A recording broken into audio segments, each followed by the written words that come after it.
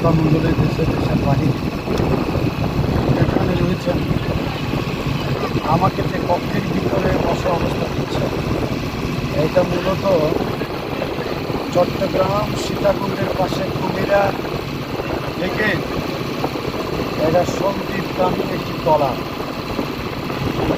গতকাল আমার কুমিল্লায় মাহফিল ছিল, ওখান থেকে আজকে যাব 2024 সালে মাহফিল গতকাল শেষ করেছি। আর আজকে 25 সালের 1 জানুয়ারি আমি যাচ্ছি সন্দীপ নাজিরহাটের উত্তর পাশে লাউরিয়া সন্দীপ মডেল মাদ্রাসা। স্পিড করে যাওয়া যায়, স্পিড বোটটা আমার জন্য রিস্ক, কারণ এখন একটু শীত প্রবাহ এবং বাতাস, যার ফলে আমার গলায় ঠান্ডা লাগবে, গলা বসে যাবে। এই জন্য মালবাহী ট্রলারটা আমি বেছে নিয়েছি। বঙ্গোপসাগর পাড়ে দিয়ে এখন সন্দীপের উদ্দেশ্যে ছেড়ে যাচ্ছে চট্টগ্রাম কুমিরা ঘাট থেকে এই মালবাহী ট্রলার। আমার সবচেয়ে বেশি আশ্চর্যের বিষয় হচ্ছে যে আমি জানি সন্দীপে আমেরিকার লোক বেশি, অর্থাৎ আমেরিকায় থাকে, দেশের বাইরে অনেক জায়গায় তারা টাকা পয়সা ইনকাম করছে। আমাদের ঢাকা থেকে যেমন চাঁদপুর, ঢাকা থেকে বরিশাল, ভোলা, সার্কুলেশন, এইভাবে যেরকম ইয়ার ব্যবস্থা, লঞ্চের ব্যবস্থা, স্টিমারের ব্যবস্থা, সেইভাবে এখানে সে ব্যবস্থাটা নেই, যেটা আমাকে অবাক করে। বিশ্বের অনেক রাষ্ট্রে আল্লাহ আমাকে নিয়েছে, ছোট ছোট রাষ্ট্রের মাঝেও দেখেছি বিশাল ব্রিজ দিয়ে একটা দ্বীপ অঞ্চল থেকে আরেকটা দ্বীপ অঞ্চলের সংযোগ সড়ক এবং সংযোগ সেতু আছে। আচ্ছা, সন্দীপ থেকে চট্টগ্রাম বা কুমিরা থেকে সন্দীপ, সেই ব্যয়বহুল ব্রিজ হয়তো আমরা কল্পনা নাও করতে পারি, কিন্তু বিলাসবহুল লঞ্চ স্টিমারের ব্যবস্থা তো করা, স্টিমারের ব্যবস্থা তো করা, যেখানে ভালোভাবে যাত্রীদের আসা যাওয়া করতে পারে, ভ্রমণ করতে পারে।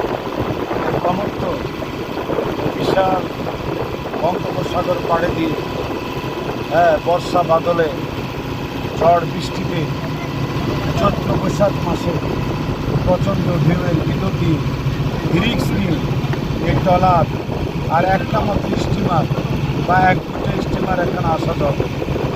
এরপরে বড় বড় কিছু স্পিড বোট আছে, 8 জন করে, মেবি 8 জন বহন করে।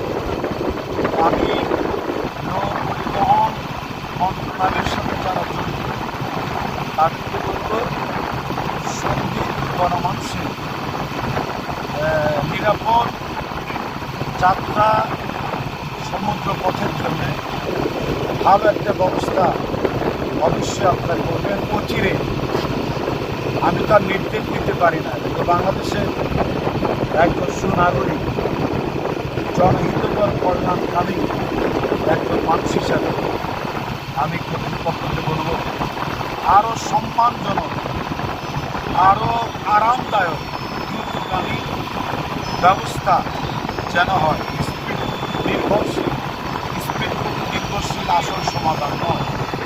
অনুরোধ জানাবো সংশ্লিষ্ট কর্তৃপক্ষ সাগর পাড়ি দেওয়ার জন্যে যাতে ভালো নিরাপদ একটি ব্যবস্থা।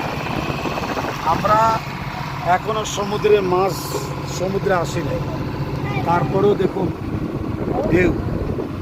আরও যদি কাছে যাই তাহলে দেখবেন যে, অর্থাৎ আরও যদি মাছ দরিয়া যায়, প্রচণ্ড ঢেউ আশ্রে পড়বে ট্রলারের উপরে। দেখুন বিশাল ট্রলার, মাল এবং মানুষ, এরপরও পানির ছিটকা আমার ভিডিও রেকর্ডারকে ভিজাই দিচ্ছে।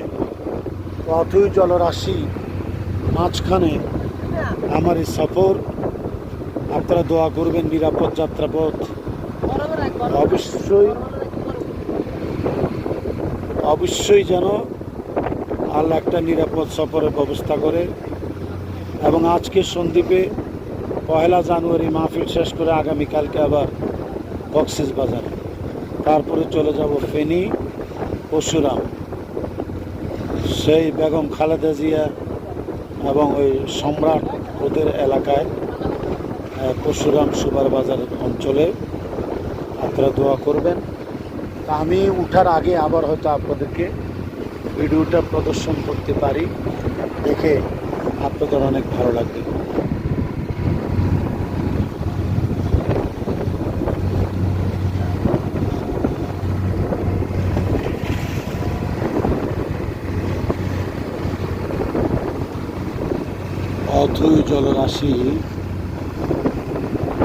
অথই জলরাশির বুক চিরে চিরে চলছে আমাদের ট্রলার সেই চট্টগ্রাম কুমিরা থেকে সন্দ্বীপের উদ্দেশ্যে। ট্রলার এখন মাঝ দরিয়া, প্রচণ্ড ঢেউয়ের পাহাড় ভেঙে ভেঙে চলছে ট্রলার।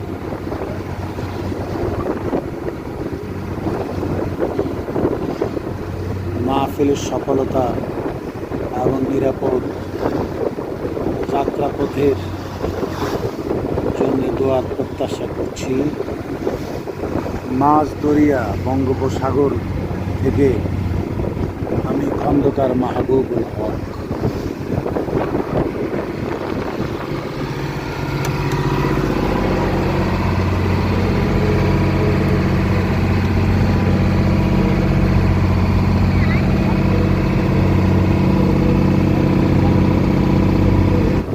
যেদিকে তাকায় শুধু পানি আর পানি, ঢেউ আর ঢেউ, বঙ্গোপসাগর লোনা পানির ঢেউ।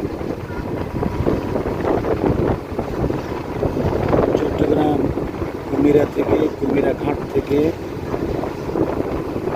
সন্দ্বীপ 1 ঘন্টার মধ্যে ইনশাল্লাহ পৌঁছে যাবে। আধা ঘন্টা হয়ে গেল, আর আধা ঘন্টা ইনশাল্লাহ সন্দ্বীপ পৌঁছে যাবে।